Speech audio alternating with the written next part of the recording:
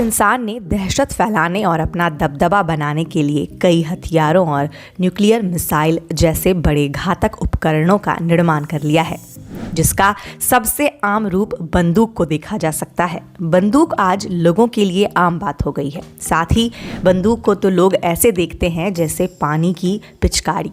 फिल्मों से लेकर असल जिंदगी में बंदूक बहुत छोटा घातक उपकरण है, लेकिन आप यह भी समझिए कि बंदूक की एक गोली से इंसान की मौत भी हो सकती है।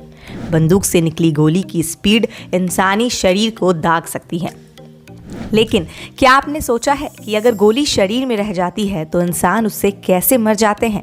आखिर बंदूक की गोली में ऐसा क्या होता है जो इंसान को मौत के घाट उतार देता है? वहीं जो गोली हवा में दागी जाती है उसका क्या होता है?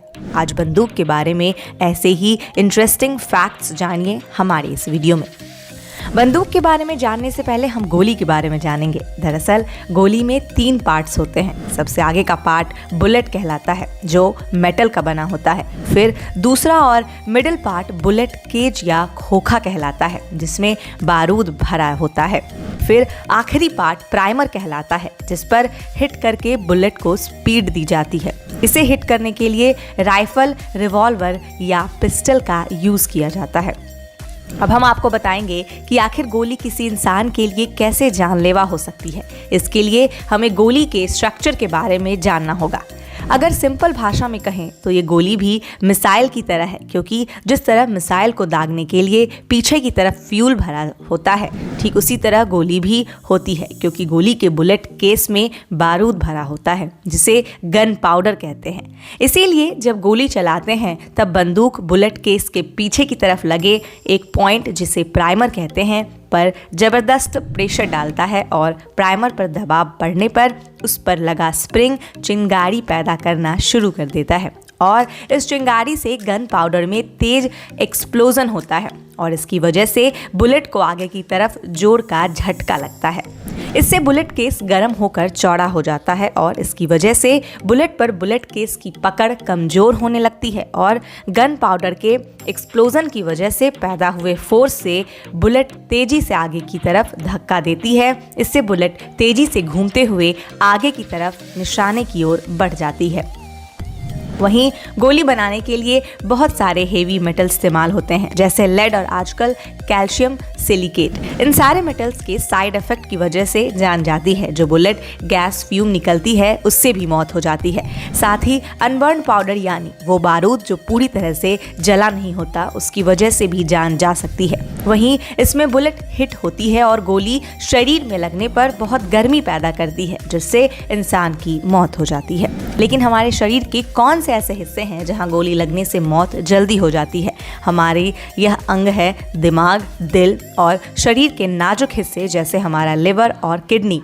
शरीर के इन अंगों पर गोली लगने से ब्लड सर्कुलेशन टूट जाता है या फिर ब्लड सर्कुलेशन रुक जाता है, तो मौत होने में ज़्यादा टाइम नहीं लगता। इसीलिए जब दुश्मन को मारना होता है तो पुलिस और आर्मी गोली को उसके सिर पर या फिर सीने पर मारती है, क्योंकि कहीं और गोली लगने से इंसान बच भी जाए, लेकिन ऐसी जगह गोली लगाने से इंसान की मौत ज़्यादा खून बहने से जल्दी हो जाती है।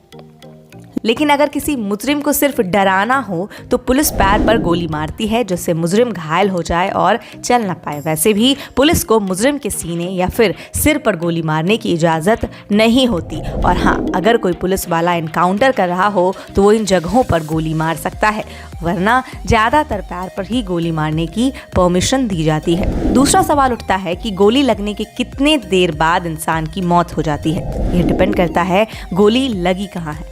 अगर गोली दिल या दिमाग पर लगी है तो सिर्फ 5 सेकंड मानकर चलें कि इंसान की मौत हो जाएगी। लेकिन अगर गोली किसी दूसरे पार्ट पर लगी है जहां से खून ज़्यादा बह सकता है, तो इंसान की मौत तब होगी जब गोली लगी जगह से खून बहुत ज़्यादा बह जाएगा। माना जाता है कि ऐसे इंसान की सिर्फ 2 घंटे में मौत हो जाती है, क्योंकि सिर्फ इतना ही टाइम लगेगा शरीर से ज़्यादा खून बहने में। अब हम आपको एक ऐसा अजीबोगरीब किस्सा बताते हैं जिसमें इंसान दिमाग में गोली लगने पर भी जिंदा बच गया। यह हादसा पुणे के रहने वाले संजय के साथ 2017 में हुआ था। दरअसल संजय एक फूल कारोबारी हैं। एक दिन संजय के सामने दो लोग लड़ रहे थे। वह अचानक उनके बीच के झगड़े को सुलझाने पहुंच गए। झगड़े में दखल उस पर भारी पड़ गया और उसी की कनपट्टी पर बंदूक धर कर चला दी गई। बंदूक से निकली गोली ने उसके दिमाग को छलनी कर दिया।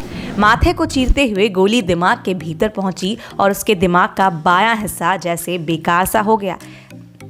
डॉक्टरों ने बताया कि संजय का मामला अनोखा है। डॉक्टरों ने कहा शायद यह पहला ऐसा केस है जिसमें गोली इतनी अंदर तक जाने के बाद किसी की जान बच पाई है। इतना ही नहीं, इतने डैमेज के बाद भी मरीज तेजी से रिकवर कर रहा है। यह किसी चमत्कार से कम नहीं है। संजय को घायल अवस्था में 2 जनवरी की सुबह 11:30 बजे रूबी हॉल क्लिनिक लाया गया था। सिटी स्कैन में पता चला कि गोली 10 सेमी अंदर तक चली गई थी और सिर के अंदरूनी हिस्से को छू रही थी। गोली ने अंदर अपनी पोजीशन बदल ली थी और दिमाग के दूसरे हिस्सों पर वार कर रही थी। संजय के न्यूरोसर्जन ने बताया कि कई टेस्ट और स्कैन किए गए हैं जिनसे पता चला है कि जिस रास्ते से गोली दिमाग में घुसी है वहां पूरी तरह से डैमेज हो गया था। बाद में गोली बीच में जाकर रुक गई। डॉक्टरों की टीम को संजय की खोपड़ी का एक हिस्सा अलग करना पड़ा ताकि ब्रेन को फैलने की जगह मिल सके। ऐसा करने पर खून का बहाव रुक सकता है। डॉक्टरों ने बताया कि पहली बार में गोली तक पहुंच पाना मुश्किल था। संजय की हालत को ठीक करने के लिए 3 दिन इंतजार किया गया। इसके बाद गोली को निकालने के लिए कॉम्प्लेक्स प्रोसेस का सहारा लिया गया। कई ऑपरेशंस किए गए। अगले 10 से 15 दिनों में संजय की हालत में सुधार आने लगा और वह अपनी आंखें हिलाने लगा। वह अपने आप सांस लेने लगा और वेंटिलेटर सपोर्ट हटा दिया गया। आज संजय पूरी तरह ठीक हैं।